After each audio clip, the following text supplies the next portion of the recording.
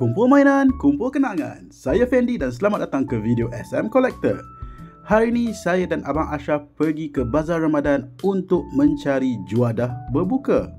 Masuk-masuk saja kami telah dihidangi dengan pelbagai jenis bau masakan dan juga minuman yang begitu menyelerakan sekali.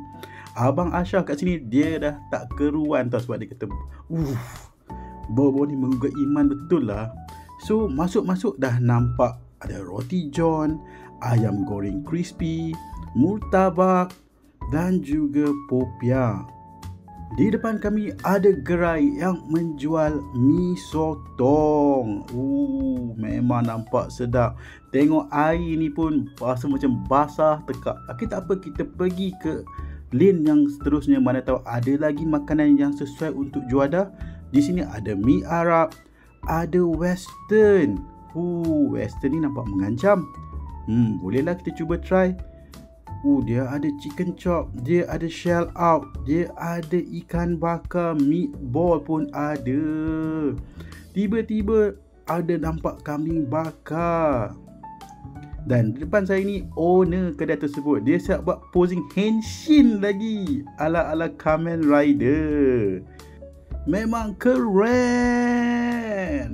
Saya pun nampak dia ada jual belangkas bakar. Ini boleh kata benda makanan yang agak rare dan susah untuk kita jumpa sebagai juadah berbuka puasa. Ada kuih-tiaw goreng jugalah dekat sini. Kuih-tiaw talam ala-ala old school. Tak apa, tengok lagi apa yang ada di depan. Tapi kuih-tiaw ni nampak mengancam juga. Tak apa, dugaan bulan puasa. Dan seterusnya kita nampak ada air soya, tafufa, dan boleh nampak kelibat owner kedai air. Kasih peace sekali. Alright. Tak apa, alang-alang dah nampak benda kita nak beli, kita pun belilah juadah berbuka kita dan terus balik supaya kita dapat unpack kad Monster Galaxy kita. Dan untuk kali ni kita nak unpack kad lama, iaitu kad pack Vortex. Gambar depan ada Boboiboy Solar berperisai. Tagline adalah kumpul, main dan gabung. Untuk pengetahuan semua, kad pack Vortex adalah kad versi lama yang tak boleh diguna pakai untuk bermain, tapi hanya boleh digunakan sebagai koleksi sahaja. Boleh tahan susah juga nak buka kad ni sebab dia kad lama, tapi melekat teruk.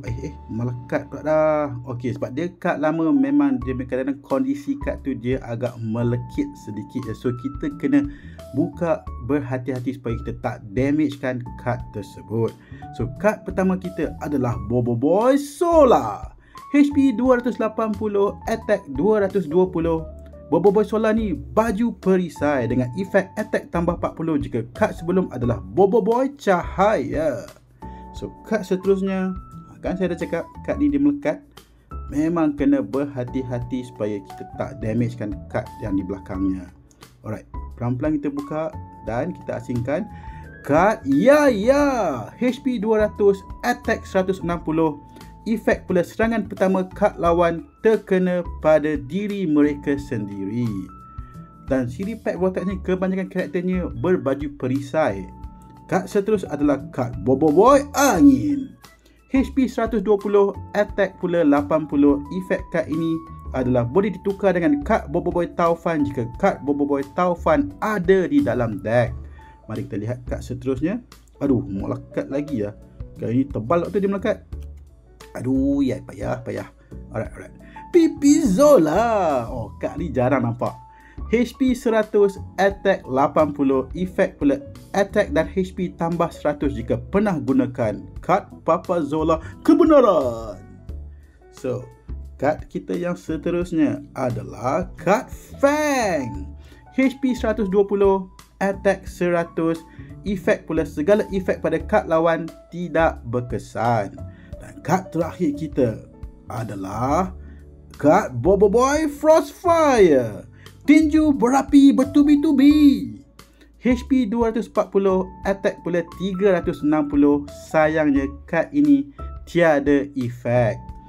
Untuk kad-kad lama ni dia punya finishing memang cantik. So Untuk memastikan kualiti dan juga kondisi kad dalam keadaan terbaik, kita perlulah letakkan kad ini di dalam card sleeve supaya keren.